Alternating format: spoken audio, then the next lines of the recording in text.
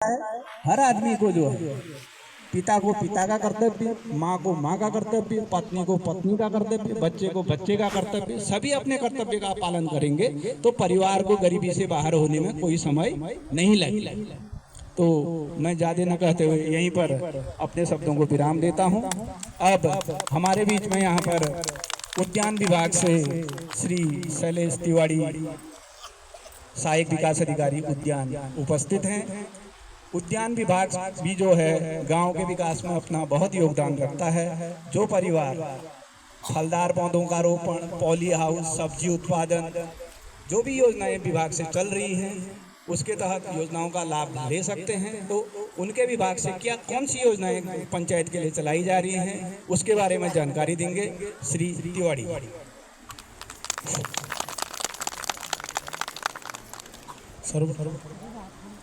आप सभी को नमस्कार। आज विकसित भारत यात्रा कार्यक्रम ग्राम पंचायत जाख में मंच पर उपस्थित समस्त कर्मचारीगण, सम्मानित जनप्रतिनिधि एवं यहाँ पर उपस्थित अन्य मुन्ने प्यारे बच्चे, माताएं, बहनें, कृषक बंधु, मैं शैलेश तिवारी, सहायक विकास अधिकारी, उद्यान सजल दल केंद्र वजूला, भोलाथल में हमारा ऑफिस है। उद्यान विभाग से संबंधित आपको अगर कोई भी स्कीम चाहिए तो आप वहाँ संपर्क कर सकते हैं।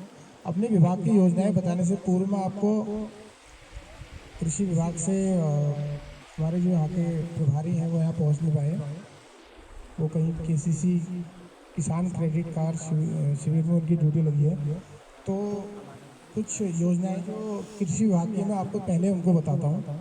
सर्वप्रथम अभी आपके अकाउंट में जो है प्रधानमंत्री माननीय मोदी जी द्वारा प्रतिवर्ष 6,000 रुपये की जो धनराशि आती है, तो अगर उसमें आपने अपना जो KYC अगर कंप्लीट नहीं करवाई है तो उसको करवा लीजिए, क्योंकि अगर आप वो KYC नहीं करवाएंगे जो 2-2 हज़ार रुपये आपका तो साल में 6,000 रुपये आता है वो आना बंद हो जाएगा, या कई लोगों का नहीं भी आ रहा होगा। तो अगर जिसका नहीं आ रहा है तो CSC सेंटर जाके उसकी KYC करवा लीजिए।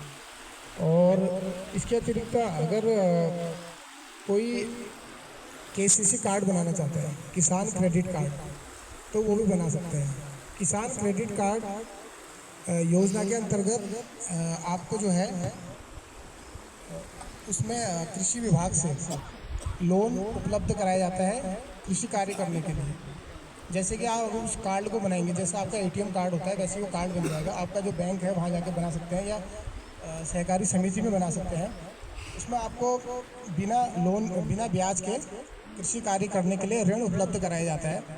और कृषि विभाग से जैसे मान लीजिए आपके पास एक नाली ज़मीन है तो उसमें आपको 4,000 रुपये का लोन दिया जाता है, और शायद 6 महीने तो उसके बाद ब्याज उसमें वर्ष में, तो उसमें आप उसके बाद नहीं तो उसमें कितना 4% 7% ब्याज पड़ता है ना, ऐसे ही कुछ है।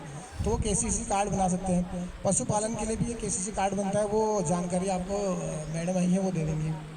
इसके बाद में अपने विभाग से संबंधित कुछ योजनाएं आपको बताना चाहता हूँ। उद्यान विभाग से मुख्य रूप से हमारा विभाग जो है 2-3 जो कार्य हैं वो करता है, वो आपको बताऊँगा। सर्वप्रथम है फल उत्पादन। फल उत्पादन के लिए विभिन्न योजनाएँ हैं। जैसे हमारा विभाग जो है शायद पिछले वर्ष आपके प्रधान जी के माध्यम से इस ग्राम सभा में भी जो है निःशुल्क फल पौधों का वितरण किया गया था। विभाग द्वारा जो है निःशुल्क फल पौधों का वितरण किया जाता है, तो उससे आप जो है एक आधार कार्ड में 3 पौधे ले सकते हैं। तो अगर किसी को अधिक पौधे लगाने हैं और ज़मीन नाम पे नहीं है, कम ज़मीन है, तो हमारे केंद्र पर आके पौधे की पूर्ण कीमत देके पौधा खरीद सकते हैं। जिस भी चीज़ के आपको लगाने, जैसे आप सीजन जो आएगा, जैसे आड़ू, पुलम, खुमानी या इस टाइप के जो पौधे अखरोट हैं वो अगला सीजन आएगा, जनवरी के आसपास वो पौधे हमारे पास उपलब्ध रहते हैं। तो आप उसको पूर्ण कीमत देकर भी खरीद सकते हैं, या फिर आपके ग्राम प्रधान जी के मार्फत से हम आपके ग्राम पंचायत में उनको निःशुल्क भी बंटवा सकते हैं। दूसरा, अगर किसी के पास कोई अगर बड़े रूप में अगर कोई बगीचा स्थापित करना चाहता है इस क्लाइमेट के अकॉर्डिंग, तो वो भी हमें अपना नाम लिखवा सकता है। उसमें 20 नाली के अंतर्गत आपको जो है विभाग निःशुल्क फल पौध उपलब्ध करा देगा। अगर आपका जो बगीचा है फ्रूटिंग में आता है यानी फलत में आता है, तो उसके लिए विभाग जो है आपको उसमें घेर बाड़ भी देता है उसके बाद।